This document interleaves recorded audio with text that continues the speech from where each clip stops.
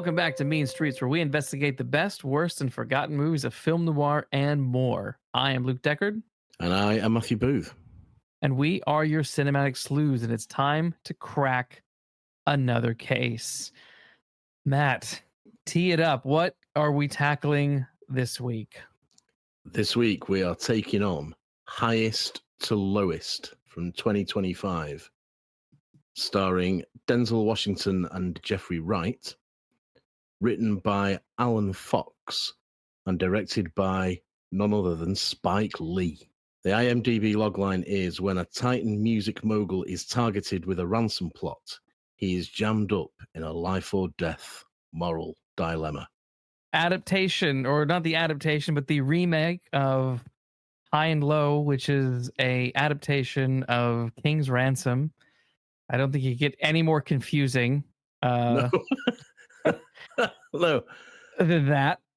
I don't know why they don't just call it a new adaptation of King's Ransom, because Right. to call it a remake of a film that's based on a novel feels like verbal gymnastics. It certainly does. I mean, why is it not just a new adaptation of King's Ransom? I'll tell you why. Because no one knows the Ed McBain book. They only know High and Low. They know Akira. They know a Kurosawa. They know Kurosawa. They don't know. If you say this is King's Ransom, people are like, huh? If you say it's Kurosawa, oh wow, people fall over themselves. Yeah. Yes, that is all I can. But yeah, first impressions, man. What are your first impressions of High? What is it? High? I keep wanting to call it Too Highest, Too Lowest. I don't know why. Well, I don't know whether to call it Highest to Lowest or High and Low. Yes. I keep getting them mixed up. Highest to Lowest. What are your first impressions? My first impression, I quite enjoyed this. I don't think it's as good as High and Low. I question whether it's as good as it thinks it is. That's my other point. But it's quite a simple story, this, and I'm always in favour of simple stories well told. And it held my attention. The music really, especially the song at the end, went on for days for me. But I didn't enjoy the soundtrack very much at all. But that aside, I thought, yeah, okay. But I'm not sure I'd pitch it much higher than that, to be quite honest. We'll get into it, because I mean, I have a lot to say about the music in this movie. I have a lot to say. I have strong opinions about the music in this movie. Well, we'll get into that. My reaction to this movie was, this is so boring. Really? Yeah. Well, I was bored to death watching this. It runs for what, 2 hours and like 15 minutes or something like that. Minutes. You can cut 45 minutes off this. Yeah. This runs too long, but it also just feels. I just felt like it was just going through the motions, and a lot of it felt kind of cheap. Both just visually and acting wise. There's a number of quote unquote actors in this movie that I'm like, did you just pull some people off the street? Because that is a bad performance. Really bad. Quite a lot.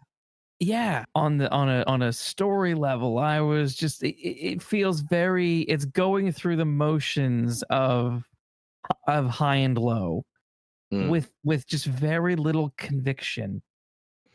Yeah. There was no grit or heart or emotional resonance really for most of the film. There's a slight section towards the end where it finds that, but the you have to sit through an hour and a half to find an hour's worth of kind of interesting, engaging stuff that then most of it goes nowhere.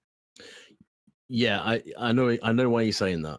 I can't say I was bored. That would be putting it too highly. But nor was I on the edge of my seat. I just thought, well, this is just okay. This is just ticking along. Yeah. For the first half, and then I sort of sat up and took notice when the train sequence happens. Right.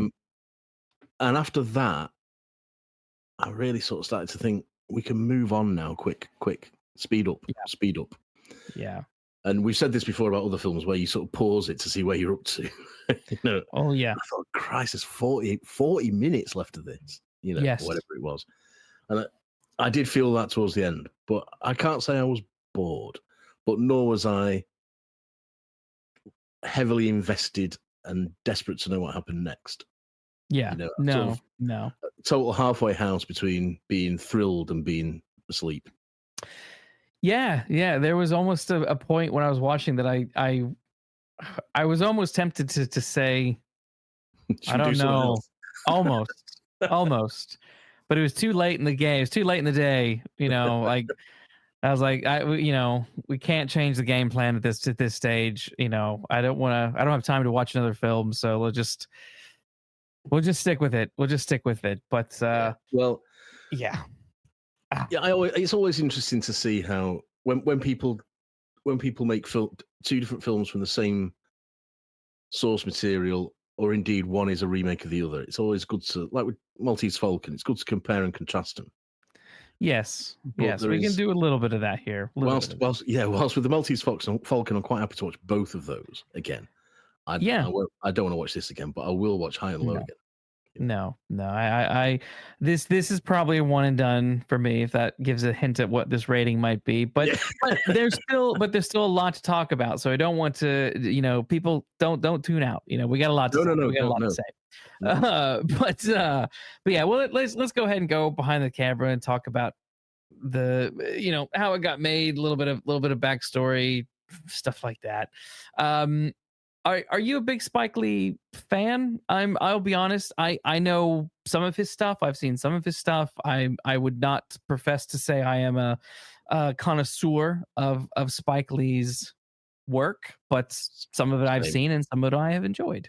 Yeah, so exactly. I couldn't put it better myself. I'm not I can't say I'm a huge fan, but I am aware he's made some good films. I mean, Malcolm X, I think is always one that will stand out. He's not one of those directors that I will instantly think, oh, great, there's a new Spike Lee film out, must go and see it. Yeah, sure. Yeah. That makes sense. That's not to take away any achievements he's got, nor it's just purely taste. He doesn't really do anything for me. Yeah. He might be I don't know. I know he's not an acquired taste kind of director, but he does have, his films are all quite uniquely Spike Lee. So yeah, he does have that going for him. And in the same way that, when we've watched, other people's films that are, they kind of are unique to a specific director. And you feel that with the Spike Lee film. And I think Highest to Lowest reflects that. It does still feel Spike Lee-ish. But yeah, no. So he got his big breakthrough in the 80s. His first film was in 1986 with She's Gotta Have It, which was an indie film. Put him out there, but his kind of big, the big landmark film for him was Do the Right Thing in 1989. And then in the 90s, he was doing all kinds of stuff that was getting a lot of attention. Malcolm X was one of them. I think that was the first film that had him and Denzel partnered together. Yeah, and they went on and did like five more films together. In the 2000s, he did a bunch of other different films. 25th Hour, Inside Man. Inside Man is a heist, heisty thriller. So, I remember enjoying Inside Man. Yeah, I remember. Yeah, quite enjoying that. Yeah, and that kind of works with this. He's kind of got that. I've not seen Black Klansman. I believe that was a Netflix film. I'm pretty sure that was a Netflix film, and I think it didn't have the guy who played Kylo Ren, whose name has completely escaped my mind. Yeah, Adam Driver. Adam Driver. I think I had that. Yeah. I remember listening to the score and loving the score. The score is really good, but I've never seen the film. No, I've never seen it, but I remember it. I think it got pretty good reviews. I think it did too. I want to see it. Well at the box office. I think it did fairly well at the box office. Did it even come out in the box office? That's a good question. I thought it was Yeah, I just a think it Netflix did. film. I think it did. No, I think it did. Yeah, that's In fine. fact, I'm looking now. Budget was 15 million, and it made 93 and a half. Yeah. Okay. Yeah. So yeah. Wow. In my head, I just thought this was no. I think I do remember coming out in the cinema now. So this is one I actually really want to see. I just haven't seen it yet, but one of these days I will do that. But yeah, I mean, Spike Lee, all his sort of thumbprint on all of his films are he's very into politics, Yeah. social politics, race, culture, things like that. There's a lot of there is a lot of humor in his work as well. So it's not just Mhm. like full on like kind of heavy stuff the entire time. But he definitely on the theme side, he's very unapologetic about his what he's trying to explore, I think. And like I said, politics, social commentary, race, identity, all of this stuff I think you can see in Highest to Lowest and sort of understand why he was attracted to the idea of doing a remake of this film stroke new adaptation of King's Ransom. Given that it's this sort of high and low, it's rich and poor, it's like there's a lot to play with that really suits his the stuff he likes to talk about. Yeah, there is. Yeah, absolutely. Especially the business about rich and poor and the Yeah. gulf between the two, which is a big theme in the Kurosawa, of course, Yes. where all the sort of shanty town dwellings on the streets are looked over by his massive mansion on the hill. I mean, that's sort of the film in one shot. Yeah. Yeah. And Yes. and you can see why that does appeal to Lee, definitely. Yes. And the issues of race and artistic culture and all the rest of it that is very prevalent in this film. Yes.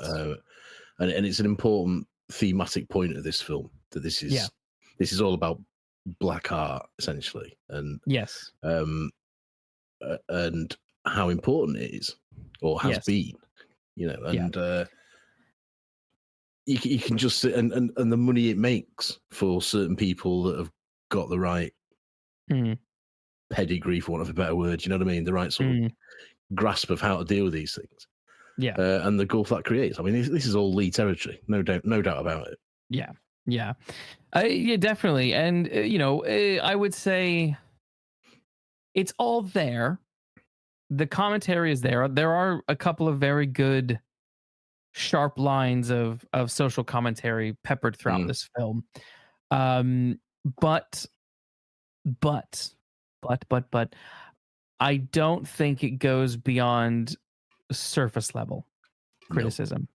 No, I think it is sort of a I don't know. I don't want to call it cheap or lazy.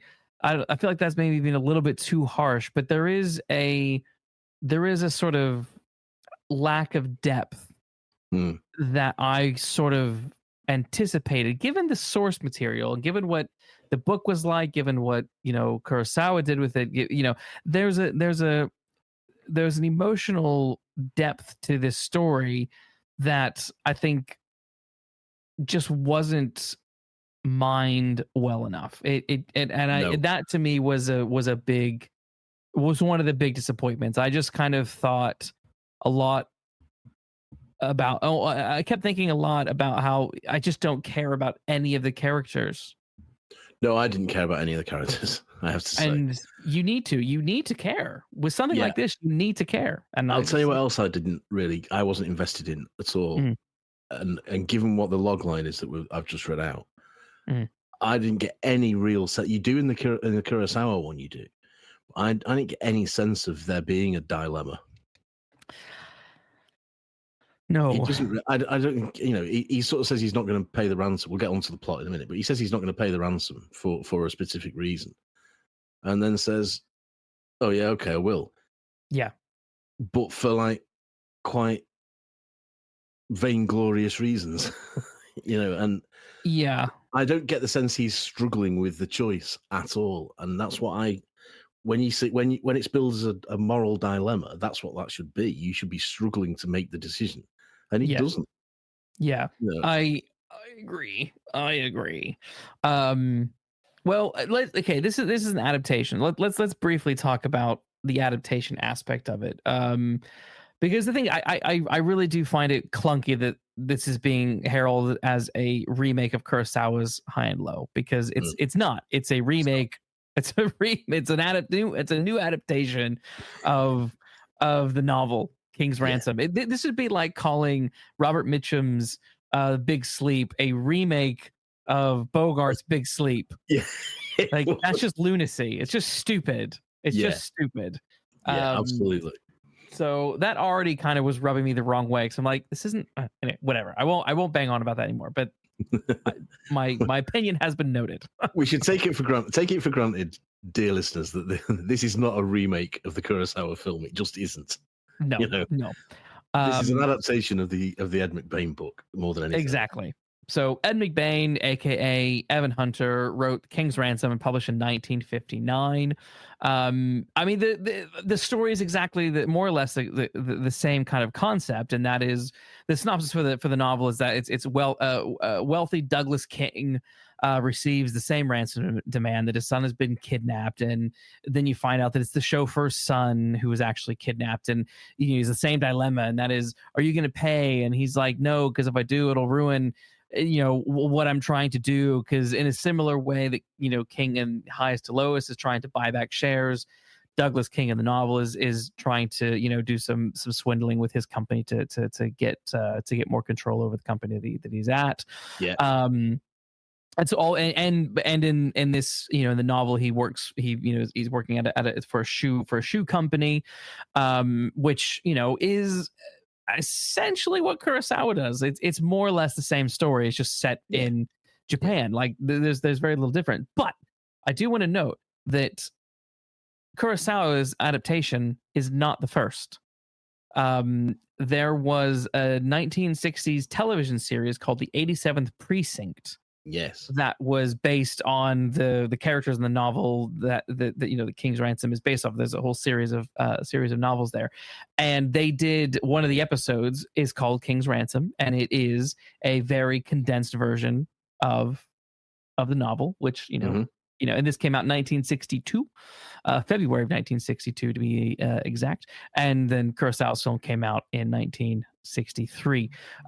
So we now have 3 adaptations of this novel, and I would say the first 2 are very good. The episode is a fun episode. I rewatched it before we did this just to sort of remind myself, and I was more invested in that 45-minute episode than I was in this 2-hour and 15-minute movie. Yeah, me too. You sent me a link to it, and I watched it as well, and I think it benefited greatly from that much shorter time run. Now, runtime, I should say. Now, interestingly, the Kurosawa film is that's days long as well. I think it's at 150 minutes or something. It is a long. But I don't feel it as badly. No. As I do with Highest to Lowest, and that is a pretty condemning statement. That a film that is half an hour longer feels half an hour shorter. Yes. Yeah. It's it's the Lord of the Rings thing. Like, I will at any point in any day be happy to sit down and watch a Lord of the Rings extended film, any of them. The Return of the King is 4 hours long. I have no qualms putting that on. I mean, I could literally put it on right this minute and be perfectly happy watching that, and I would not be bored once. But there's just there's something. I think the problem with one of the many problems with Highest to Lowest is pacing. There's a lack of urgency throughout the whole film. There's a definite lack of urgency. Yeah. Yeah. When you think back to Caught Stealing, yes, how once that got going, how frantic Austin Butler is throughout it, because it matters to him because that's why we believe he's the character in the position that he's in, the situation he's in, because that performance makes you believe it, and that makes you invested, and that makes you excited, and that makes it fly by. This is the total opposite. It's so true. And it's because I don't care about any of them. And the longer I'm in there, I mean, it's like this in real life. The longer you're in the company of somebody you can't stand, it seems hours and hours and hours. Yes. Whereas when you're with someone that you absolutely, you're on fire with, it seems like seconds. That's Einstein in a nutshell for you. But that's the problem with this film. I don't care about any of these people. No, it's the problem that all of them are superficial characters. And it's sort of, I don't know. It's because they're all superficial. I just don't have any. There's nothing for me to buy into. If we think about, we've done Denzel. Denzel's been on this podcast before, not in person, but we've covered his films before. We've covered Devil in a Blue Dress, and instantly you are hooked on who Easy Rollins is, and you are buying into his dilemmas and his problems, and you want to be in his company, and you want to see what happens with him and Mouse, and you want to see, if he finds the girl, you are pulled along, and it just it's cracking, it's moving at a breakneck speed. I mean, it's not a great film, but I recently watched Gladiator 2. In fact, it's a pretty stupid film, but I enjoyed it mostly, and Denzel's character was fantastic in it. Like, he was probably the most interesting thing about that movie. The way he was trying to manipulate situations and what he was doing, I was like, oh, cool. I bought into what his character was doing and why he was doing it, and it was fun. Here, I just couldn't care less. No. And I think part of that is because on a script level, the dialogue is generally so generic. Yeah, it is. That I'm like, this, as I was watching, I just kept thinking, these scenes, these interactions feel like a cheap Hallmark movie, like a rom-com movie. The whole first half hour to me seems like that. Definitely. And going back to Easy Rollins, the reason I root for him is that he has got a dream that is perfectly relatable to. And at the time that film is set and that book is set, it's a dream that would mean something to a man like him. We covered it in the episode, and I respect it as well as relate to it. Yeah, and I hope he gets it. So here, and even in the Kurosawa version, yes, he's rich, but only by comparison. He works in a shoe company. This is a music mogul. I've got nothing in common with a music mogul. I can't relate to a music mogul in the same way I can relate to a man who wants to buy his own house. Yeah. And they just seem one step too removed. Now, I would believe in them, or I could find it easier to care for them if they were sympathetically written. But they're not. These are just nasty, horrible people. Yeah. And if you can call them, I don't know if I'd call them nasty, horrible people. I think that's the other problem, is none of them are nasty or really horrible to their core. At their core, it's just it's just they're all nasty and superficial people, because I was going to say, if you can call them people at all, because they don't come across as real people, these. No, but I don't think they're nasty. I don't think anyone in this film is nasty, but I think that's a problem. Yeah, well, David King is not. Denzel's character isn't nasty. His wife isn't nasty. His son isn't nasty. His chauffeur isn't nasty. The two most nasty people are the young felon and the white cop. And the cop. The cop is horrendous.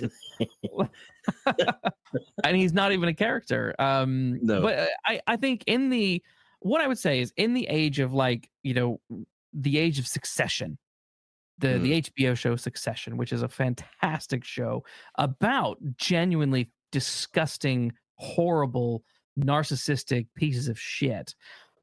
I couldn't get enough of that show. I loved it. I was so invested in the characters, and that is all about people who live in a world I will never ever touch. You know what I mean? But that's what this needed. It needed a bit of kind of Succession dusting, and that is that sort of David King is, he's the king of his empire, but his empire is crumbling, and you need to feel that tension. You need to feel his desperation. That's you need really to feel his urgency. And at no point do I ever feel like he's in any real jeopardy as of, losing his kingdom or anything. No. At no point do I feel that. No, and that's why I think that's what I mean when I say that it's all down to the writing. It's all down to the flaws in the script. This, and because there's nothing there for any of the actors to work with, and there's nothing for the audience to latch onto. So to me, they did. Nasty is perhaps the wrong word, but they did come across to me as totally like superficial. I'd say they're all superficial. Get invested in or care about, or their lives just seem to be carrying on despite this kidnapping plot. Yes, they just all seem to be taking it in the stride. When really they should have been having a moral dilemma. Yes, and none of them were. I agree. And none of them are. And it, he's put all this collateral upon his house. The reason that he's got all the money is because he wants to get the shares in the company for himself. Yeah. And again, that's not a bad thing as long as he learns something from it, but he doesn't learn anything from it. Well, that I could see.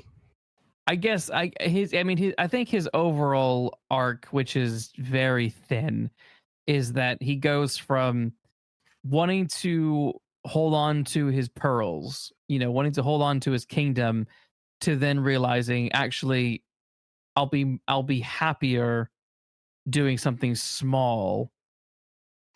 But the problem is that in these other adaptations there is a sense of tragedy, a sense of loss, and that's what a good noir does. And this ends on a we still got our penthouse, we're still at the top. I'm just gonna start a small label and it's fine. But it's fine. We'll still make loads of cash. There's no like the word for me is humbling. He's not humbled by the experience. And that's because he's not really had to do anything. Yes. Yeah, he's not been through anything, has he? Not really. No. Whereas in High and Low, there is a sense of him being humbled because he is then essentially a sort of nobody shoe salesman, but for the same reasons that he realizes he's learned that doing something small is perhaps more rewarding than doing something massive. Yeah. But David King doesn't learn that. No. And if you make characters not going to learn anything, then what's the problem? What's the point? Well, I mean, that is the thing. They end where they began, and nothing has really been, nothing has been learned. It's just briefly. Let's talk about the script, I guess. So it was written by Alan Fox, who this is the first time I have heard of this individual. According to his IMDb, he's done a spat of acting between 2008 and 2018. His writing credits include two things: one being Highest to Lowest, and some other show called Model Caterers or something. And he apparently acted in that. I don't know, maybe for an episode or something. I couldn't really tell. What the original script was like, I don't know. But it sounds like Lee apparently got the script kind of before the pandemic happened back, and then Lee was involved in rewriting the script once Denzel became attached. And what's interesting to me is that I was reading, it says that the reworked version of Scott's script took the form of an adaptation of Kurosawa's High and Low, which makes me wonder, was this originally meant to be an adaptation of High and Low, or a remake of High and Low stroke an adaptation of King's Ransom, or was it something else that then was repurposed, and is that why there's such a clunky disconnect? Very possibly. Makes sense, doesn't it?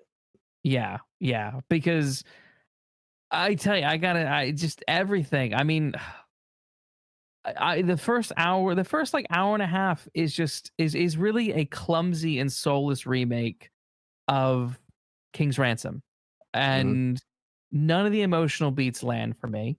No. And I mean, things are thrown at the audience that you think you're meant to care about, and you're struggling to. So things like King's son Trey mentions this girl that he wants his dad to listen to, is a great singer, blah blah blah. That doesn't really go anywhere. And then, there's that bit where, after he's saved his chauffeur's son, what's his face? Perry White comes in to the office and says, "Hey, the investors want their money back, and you got a week to do it." And then that doesn't go anywhere. And then King is a social media hero because he saved his chauffeur's son, and then that doesn't go anywhere. Yeah.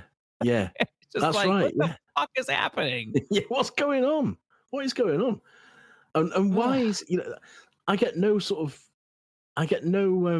relationship between King and Paul. No, that would make me think he'd even care about Paul's son. No, no. Why does he do it? I was going to ask you why you think he does it. I don't get it. No, I kept waiting for Paul to be revealed to be like his wife's like brother, who's never been, but they never even do that. Because I kept thinking, I don't understand why you're so invested in your driver. Yeah, because I was expecting something like anything really. They were like, I don't know, they mates served together or something, and Paul fell on hard times, and he gives him a job, and nothing like that. Nothing like that. No. Now, I think now is the time for me to talk about music before we dive too deeply into the story, even more than what we already have. The music, holy F. So it was scored by a guy named Howard Drawson. And also, additional music was done by Scottish pianist and composer Fergus McCready. Now, the film has such a fucking bizarre relationship with music. Given that this is a film about a music mogul who apparently has the best ears in the business, whoever picked the songs for this film has the worst ear in the business. Yeah. Whoever thought that this score was in any way, shape, or form suitable for this movie has the worst ears in the business. And I am being very harsh right now, but I legitimately found the score to be so insultingly bad that it pulled me out of every scene, because the score plays like this Hallmark inspirational sports movie music. Everything is like, and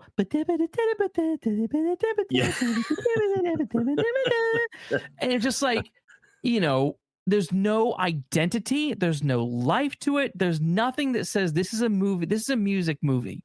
There's nothing about this score that says this is a film about people who work in the music industry. This is a film that just says it felt like temporary tracks, like tracks that are like pre-installed on iMovie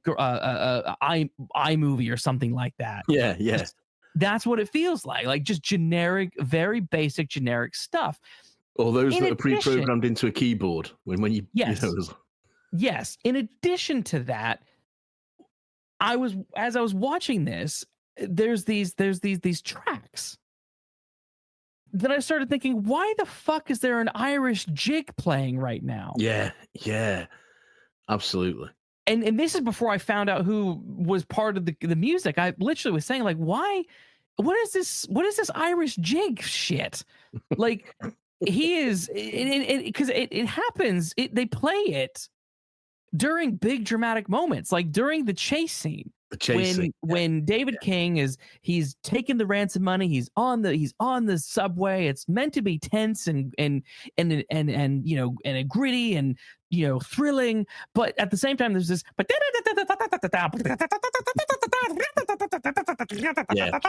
horrendous. And no one is talking during this like 5-minute, 10-minute section of the film, except for one moment where the cop screams, you know, something into his walkie-talkie that just pulled everything was pulling me out. The music, this fucking jig that was going on. I don't understand it. I don't understand who thought the morning song at the very beginning of the film, that song alone made me feel like it was like that scene in Friends when Joey has his friend, the neighbor across is in the next building who always sings "It's morning," you know. Yeah, that's what's going through. I'm like, what the fuck is this? Yeah, no. I thought when "Oh What a Beautiful Morning" starts, I thought this will stop soon, and it doesn't. I prayed, and they play the whole 3.5 minutes, whatever it is, over the credits. Yeah, and if you can tell me why that is, then you're a better man than me, because I thought, what is this? Why are we getting this? Yeah, why is it starting like this? There's two reviews about the music, and this sort of shows I don't know the difference from one critic to the next. So one says, if New York is a character, so is the music. The score swings between dissonant jazz and hard-edged hip-hop, echoing the protagonist's internal conflict. Right? Absolutely. The second one says, the soundtrack is interminable. Yes. Now, I agree. I know who I agree with. Yes. You know, because that's the thing. Like there is at the end of the movie, there was like one or two hip hop like rap songs that are in this, because the guy who plays Young Blood, whose name is escaping me off the top of my head, his rapper name is ASAP Rocky, and he plays Young Fella, not Young Blood, young Fella. Yeah. He wrote 2 original songs for the film, and you know, one of them is A Big Clue, which was when the that scene, we'll get there. But yeah. So and then there's another song that they do almost like a weird sort of music video for. Towards the end of the film, and then there's the other lady who is his son's friend, like auditions, and they sing and she sings a whole song from beginning to end. So you have like 3 songs in this film that go from beginning to end, and you just kept thinking, why are we listening to this whole song? Like, this is going on too long. Like, do you know what it stop it? The end song made me think of Taken, funnily enough. Really? Bear with me. All right. Because if you remember, at the end of Taken, he's rescued his daughter and he takes her to see Holly Valance, or whoever it is. And she says, so you want to learn how to sing? Come on in. And then the film ends. And I thought, why can't we just see this girl being interviewed by the Kings and him saying, take it away, or whatever they might say to her? She starts, we get a few bars, and then it stops. Yeah. Why can't we have that instead of a whole 4 minutes of, to my ears, pretty excruciating dross? Yeah. You know? I mean, I wouldn't call it dross. Her singing was good. The song was fine. It just had no place, and it had no place in the film for one big giant ass reason.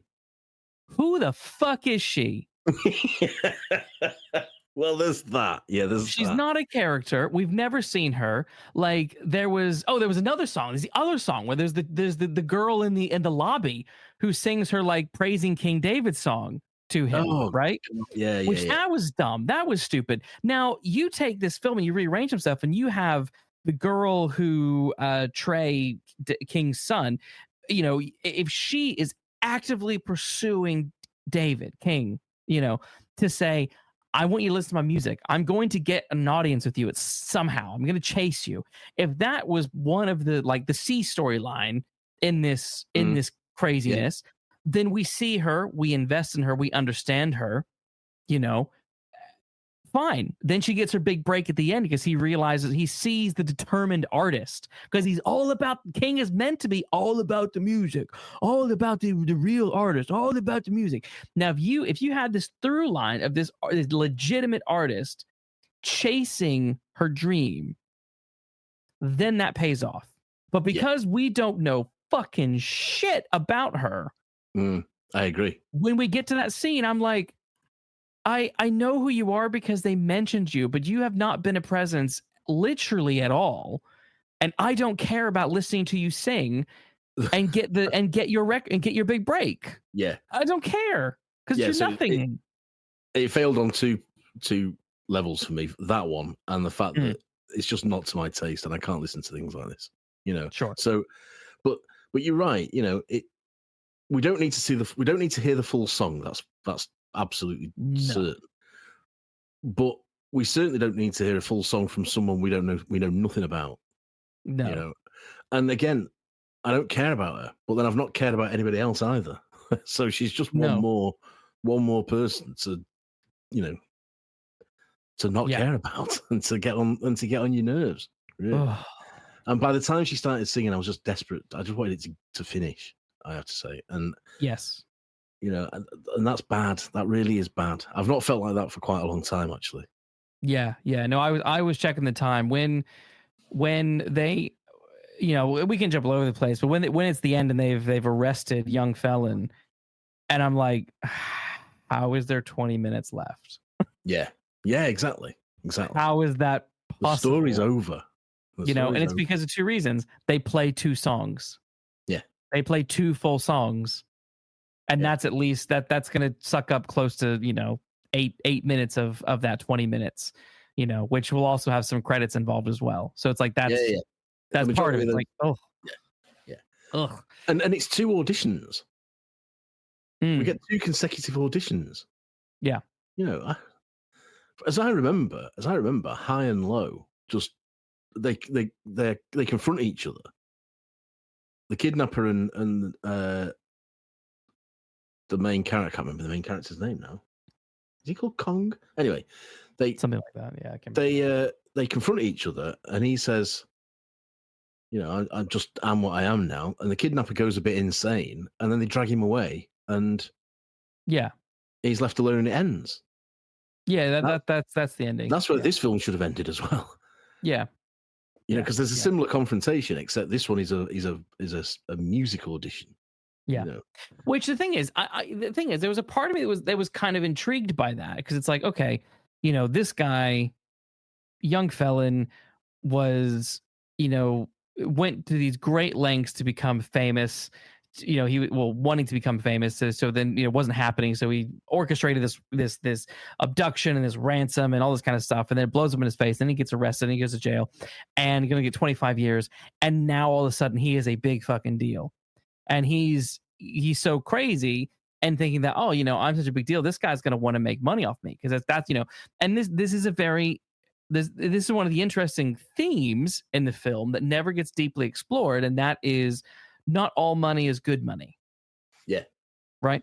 And so I like this idea that he's like, you know, this is a conflict, you know, potential conflict for King, and that, you know, he could sign this guy who is getting billions of hits, and, you know, he could sign the guy who tried to kidnap his son, ended up kidnapping his chauffeur's son, and he could walk away making billions of dollars off of this. Right. Mm-hmm. And you know, I like that potential conflict that he could have gone through. But there's no real sense of conflict that happens with that. No. There's no real sense of what is good money, what is bad money. Nope. Like it's a nice cutesy line in the film, but beyond that, where does it go?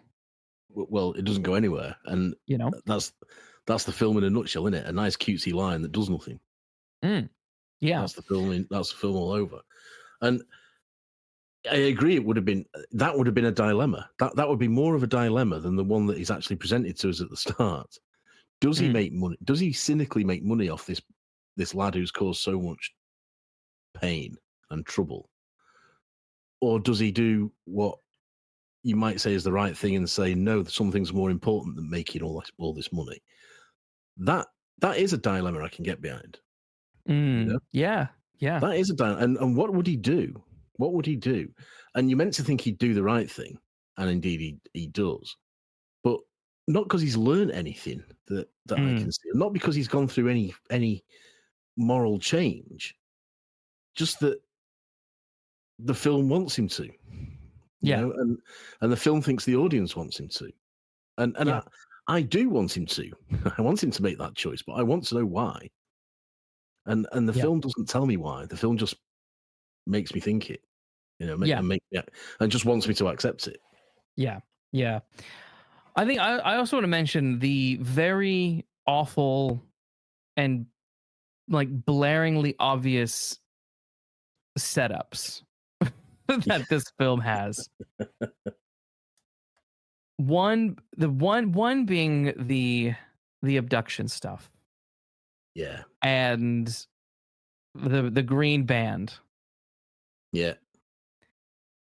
When they were, when it was just so stupid. When the cops come, or when he gets the call that his son the king's son has been abducted, and there's a ransom. Even the way that is handled is so lackluster. Like the call happens off screen, and we don't see. It's just like this isn't. It doesn't work. It just doesn't work. But then when they show him the picture of the green band, I'm like, yeah, but it's clearly. I mean, obviously know the story, but it's clearly that it's the other guy. It's the other kid. The other kid, yeah. Because we all saw him take the green band. So if this is meant to be a big shock, it's not going to work. No. And so you just sort of sat there waiting and waiting and waiting for them to finally reveal that it wasn't his son. But let me squeeze this in right now. When the cops arrive, this is when one of the worst actors in film history is on screen. And it's the lady who he opens the door to, and she's like, hello, Denzel Washington. We are the cops, and we are here to help you, and we need to set up in here. Okay. And she keeps holding her hands out in front of her in an awkward way. Like, oh my, I just thought, who is this? Who thought this was good? Yeah. It's like those American cop shows like Law and Order, and things like that, where they're done very quick. They're shot very quickly. Yeah. Because it's TV schedule. Yeah. And sometimes some sort of, off-key acting gets through. Yeah. But not, you shouldn't have it on a Spike Lee film. No. You really shouldn't have it on a Spike Lee film. You said before about lazy. I think this is it's half-heartedness. That's what I get from it. That'll do. Yes. It's all very lackadaisical. We need this cop to say these words, so let's just have her say them, and then we can move on. Yes.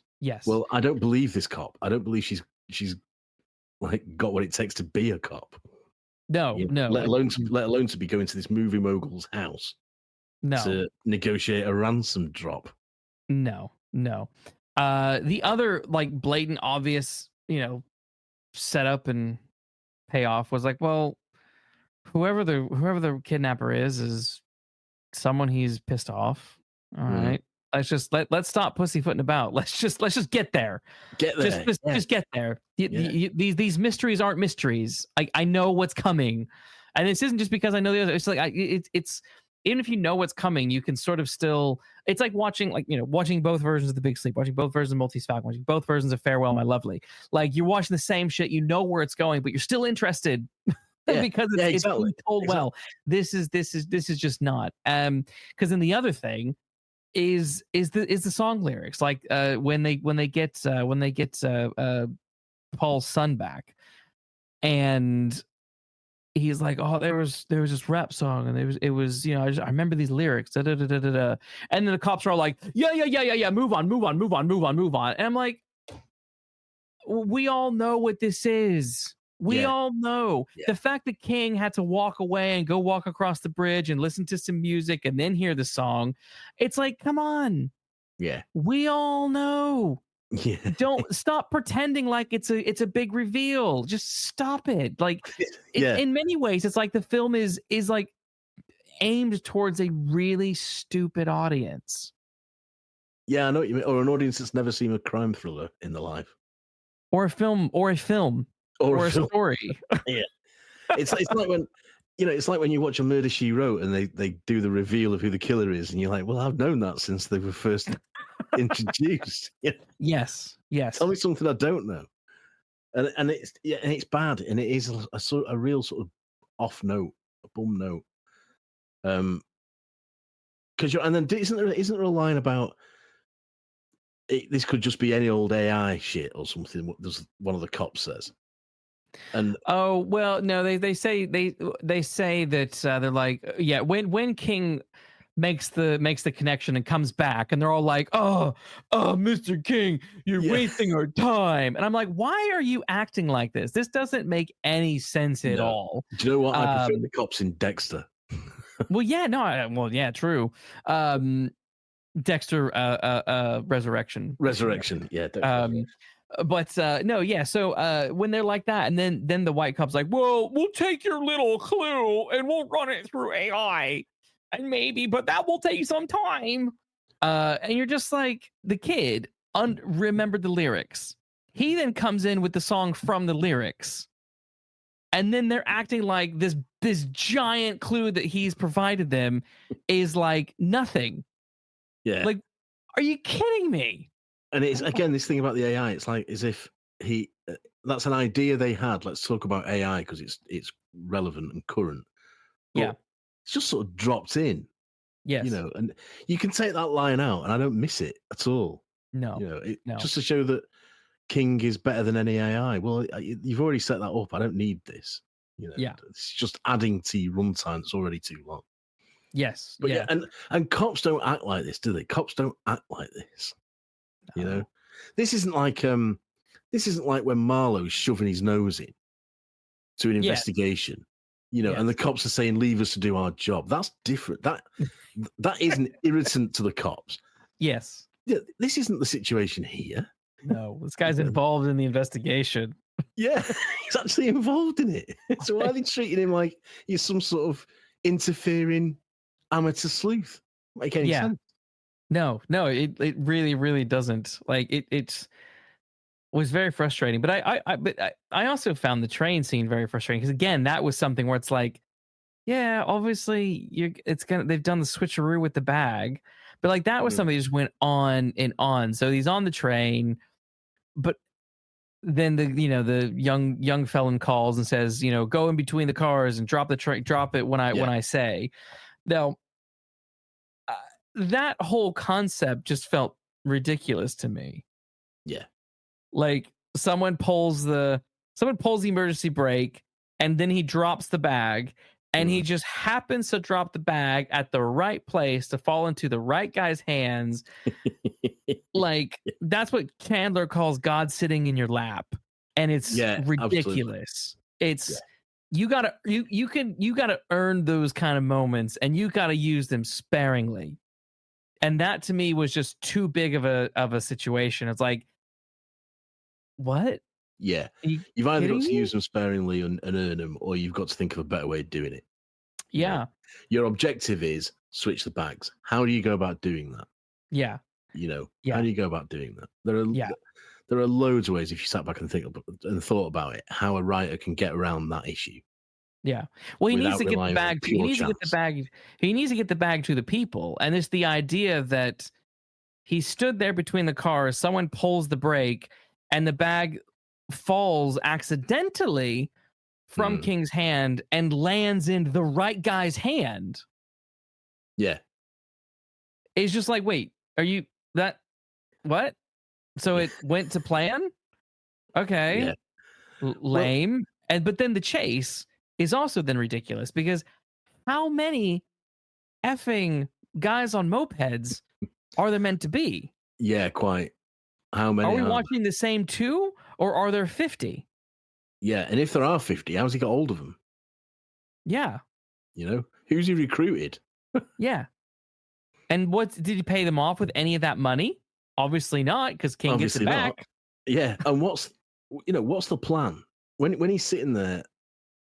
When Felon is sitting there planning this, how does he know that the bag is going to get dropped? How does he know? You know, all he knows is that the train will come to a screeching halt. Yes. That's all he can plan for, as Yes. matters currently stand.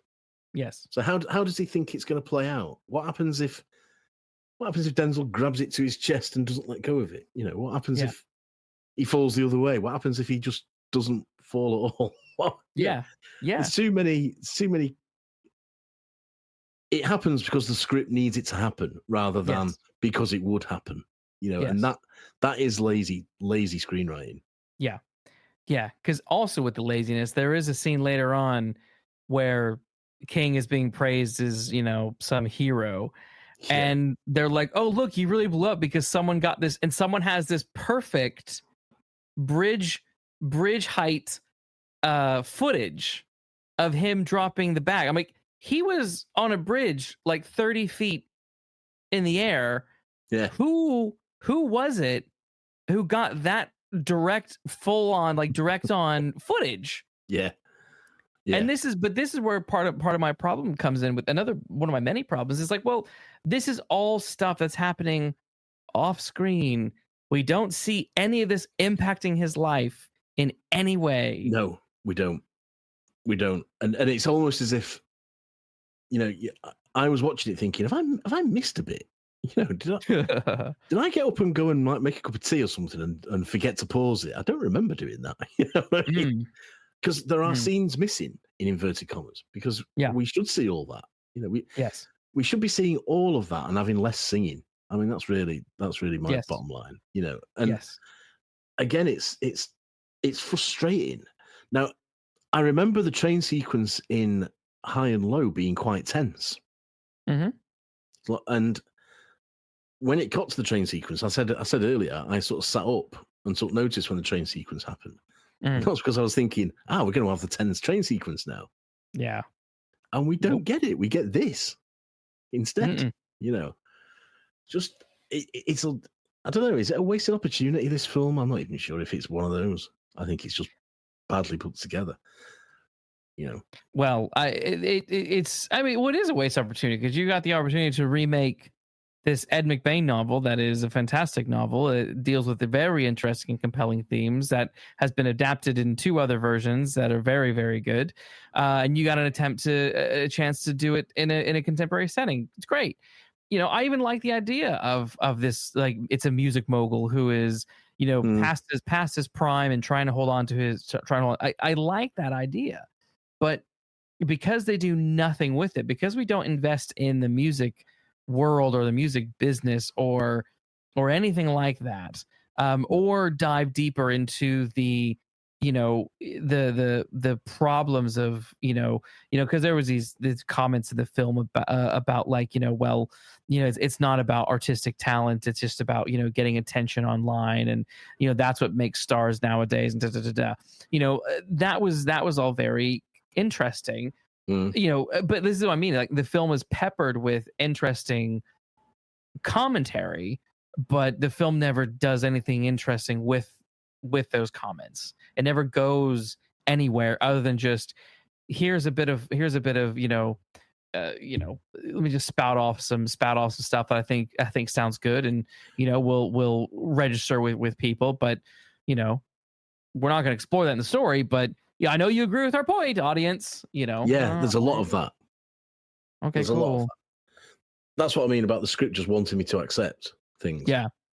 Because even there were bits with King where early on, like when he's having his conversations with his son in the car, and when he's having when his son is saying, Dad, it's just money, just pay it, how dare you, and there's moments where you think there's going to be an edge to King, where you think he might be nasty or almost villainous. Yeah. But then that just never goes anywhere either. It's just he's just literally just having a bad moment. That's it. Yeah, that's it. Yeah, he is. It's like, all right. Well, we'll move on then. Yeah. Cool. And that's one of the most frustrating things about it, that it sort of teases these things and then says, nah. Exactly. Nah. Oh, did you like that? Did you? Oh, yeah. Well, no, we're not doing. Yeah, it's like when you dangle a bit of bacon or something in front of the dog, and the dog's like going for it. Yes. Then you eat it yourself, and the dog just looks at you like, you. Oh. Yes. Exactly. This film is I'm the dog. But also other very, very weird choices, particularly when they were doing the train sequence, was that very weird, grainy documentary style cinematography. It almost like it became a slightly different movie, and I'm like, yeah, what?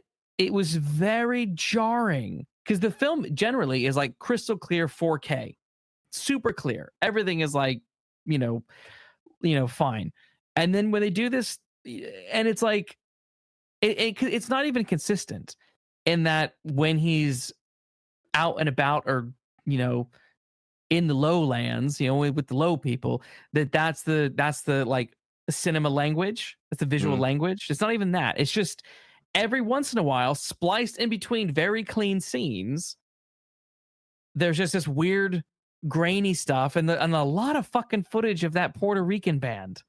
Yo, yeah. I don't care. Yeah, that went on for hours. Yes, that's another thing. It's like, well, these aren't anyone who are in the film. Why am I spending time with them? Yeah, why am I here? It's just some old guy on a piano. Yeah, and that reminded me a bit of that scene in The Fugitive with Harrison Ford, where he blends into that. Is it like St. Patrick's Day Parade? St. Patrick's Day Parade, yeah. And you think, well, that served a purpose. That was an escape route. This is just as if you saw it one time, Spike, and you thought, I quite like this. I'll stick it in a film. Yes. And like, that's where he should have had to drop the bag. Yeah. Well, yeah. It doesn't serve any purpose, though, that whole parade. No. It's just there because that's where he wants them to drop the bag, because it'll be such a crowded spot. Well, yeah. But that's why it's so stupid. Because, like, well, you wouldn't have him throw it from the train.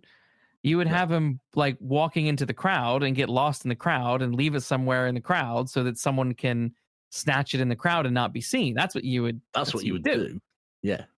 Like, come on. It serves that purpose. Yeah, but I don't need to see endless footage of the band. No. For that purpose to be carried out. You know what I mean? That was the point. But yeah, it's a stupid plan. Yeah. It's a stupid plan. Carried out by a stupid person.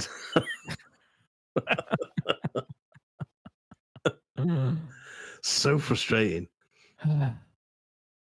And I wasn't bored. I go back to what I said originally. I can't say I was bored. I don't know how you weren't bored. Maybe my frustration was carrying me along. Yeah. The optimism that things can only get better. Gotcha. Yeah. Once again, nah. Exactly.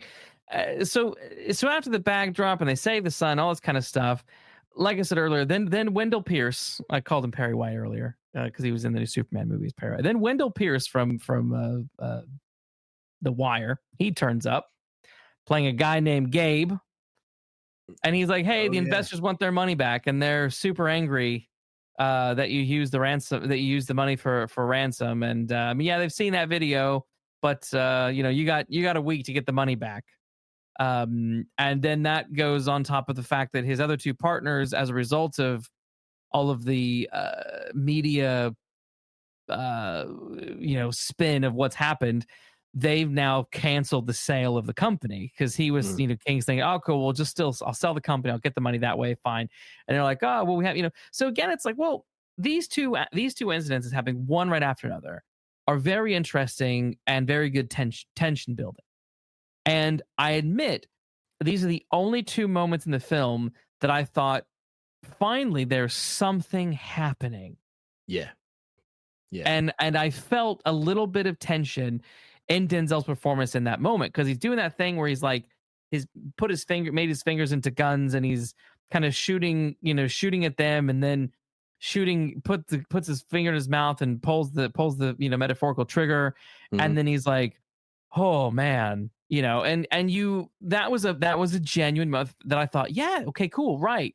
All right, we've got some real tension now. He's actually experiencing something. Like we're going somewhere. We're going somewhere. He's in a predicament now. Now he's got a dilemma. Now he's got a bit of jeopardy. Yes. And all of that goes absolutely nowhere. Nowhere. They don't return to either of those things, because, he listens to the music, gets the lyric, goes back to the cops. They do all that crap that we've already covered. And the cops kind of shrug him off. And then he tells Paul, Jeffrey Wright's character, oh, okay, well, and we know who he is. It's him. We got to find him. And Paul's like, yeah, well, I texted the streets. yeah, God. And the streets have told me who he is and where he is right now. And I'm like, all right. Right. So we couldn't figure out how to get there. We couldn't figure out how to find out where he was. Yeah. We need Jeffrey Wright to text the streets to get we just need one major Deus Ex Machina to bring all this together. Yep. And then I just started laughing, because I'm like, what? Wait. These old guys are gonna go get the money back? How? What? Like, okay. So then they go to young felon's house, and they talk to his girl, and she's wearing his King's wife's bracelet and stuff. Now the one line that I did really like, though, is when they were outside and Jeffrey Wright holds up his gun, and King is like, what is that? And he's like, this is insurance. That's Jake from State Farm. That is a very good line. Yeah, it is. I was like, I like that. That is a good one. Solid line. That well done for that one line. But everything else was just like, I don't really care about anything else. But was it written by somebody else? Or was it improv by Jeffrey Wright? Oh, you know improv, what I mean? Improv, yeah. Yeah. Insurance. This is Jake from State Farm. Jake from State Farm. It was just too good. That was, excuse me. That was a very, very, very good line. But now, but this is also where the film finally becomes a neo-noir, in my opinion. Even despite all the kidnapping and all that kind of crap earlier, it was sort of just like not really going there.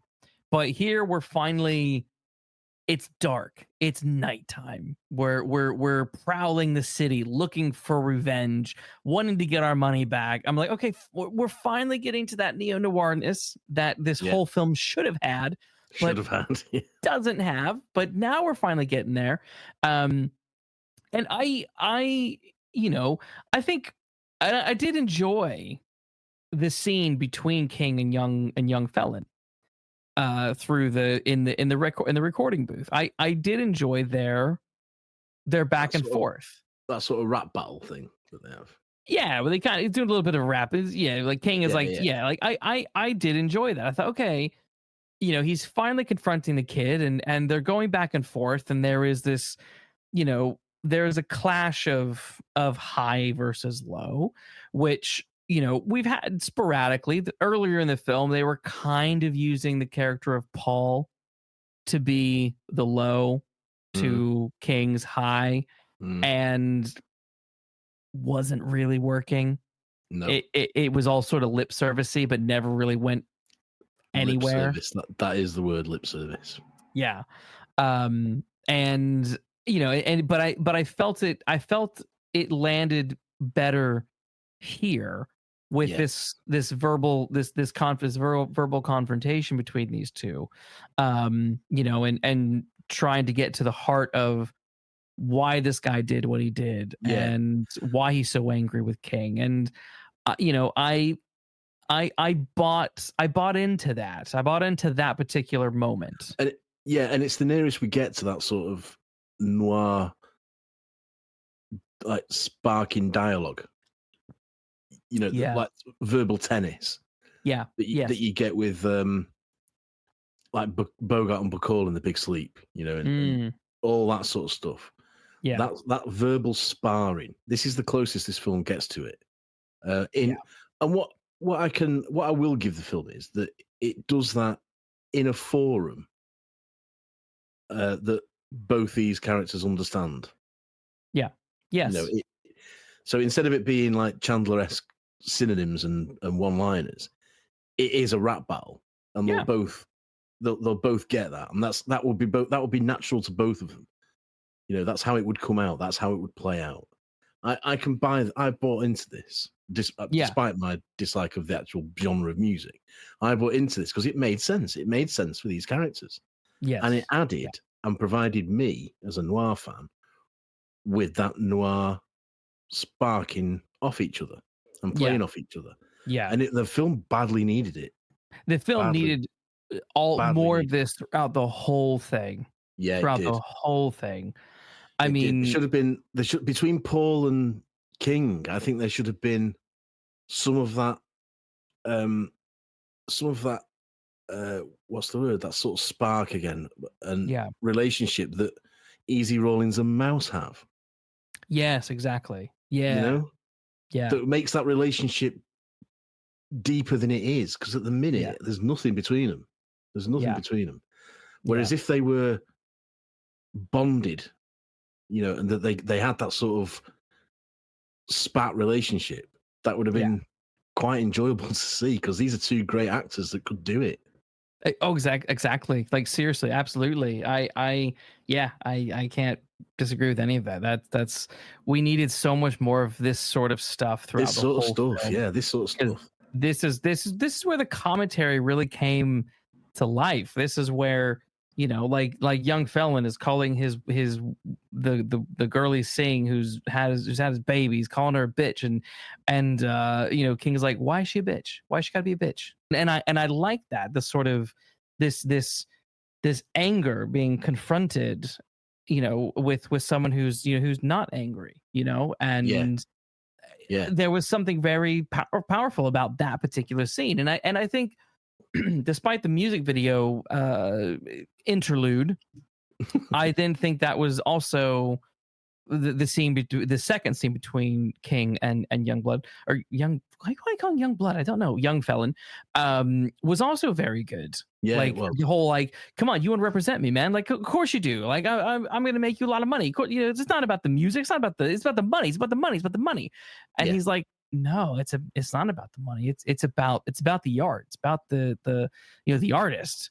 And there's nothing I can do for you because you're about the money, and that's not what I'm about. And, like, again, so thematically, these are two really, really good scenes, but it's just unfortunate that the it's not the sum of its parts. You know what I mean? Yeah, exactly. And it's unfortunate that when King is saying that to young Felon, we haven't seen him realize it. Yeah, because I don't get the impression he thought it was about the art before. I think it was all about the cash. That's why he's lording it over in that. It might have been a bit of both, maybe a bit of both, but that's why he's lording it over everyone in his penthouse. And I don't get the impression that he's learned that the money is secondary to the artist. Again, that's the other disconnect. It's like, well, we should have seen, Yeah. if Why are we'd you seen him saying out this? and about, like, Yeah. you know, kind of sillily, it's a lame example of this, but we're rewatching One Tree Hill, and part of the arc of that show is one of the characters starts her own label, and she's looking for authentic artists, right? But she's like going out there, she's going to clubs, she's going to places, you know what I mean? She's trying to find authentic artists who deserve representation, and you know, we don't see that here. We just see rich people doing rich people things, and that's about it. Yeah, and so I agree that final confrontation is good, and that Denzel Washington is saying the right things. But like you said before, you've got to earn that. The film's got to earn that. It can't just say it. You know, it's got to mean something, because that's the message of the film. That's the point of the film. That's what David King has learned. Except we haven't seen him learn it.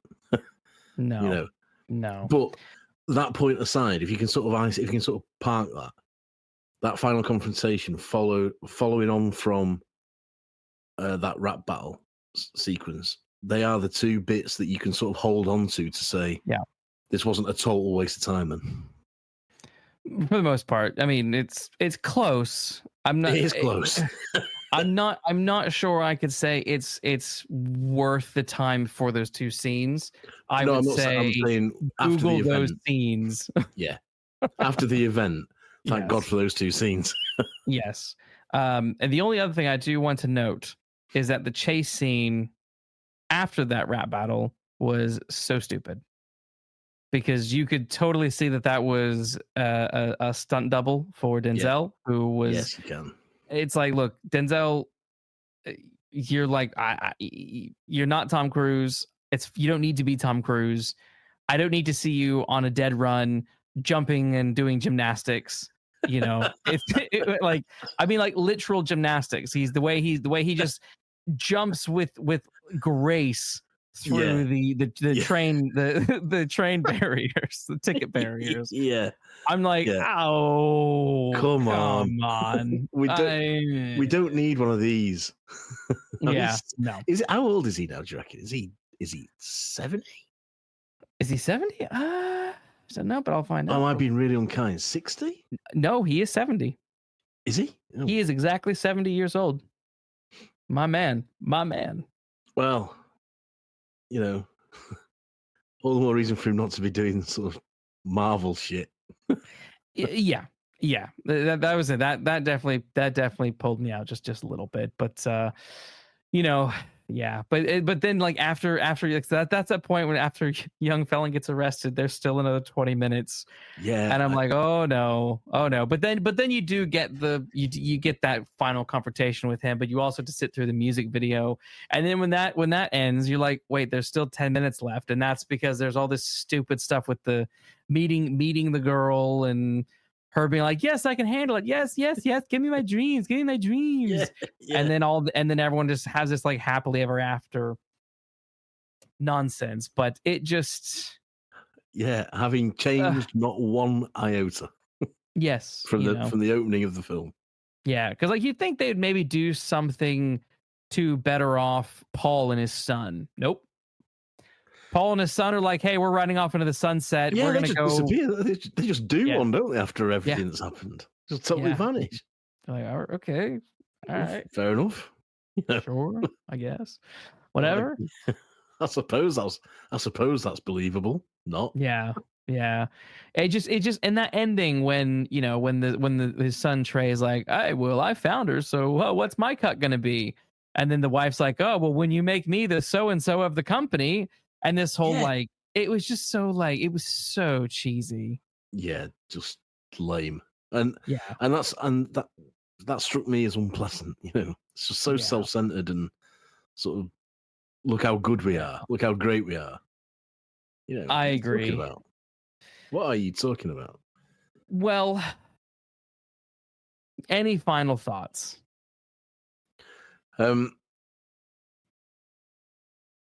No.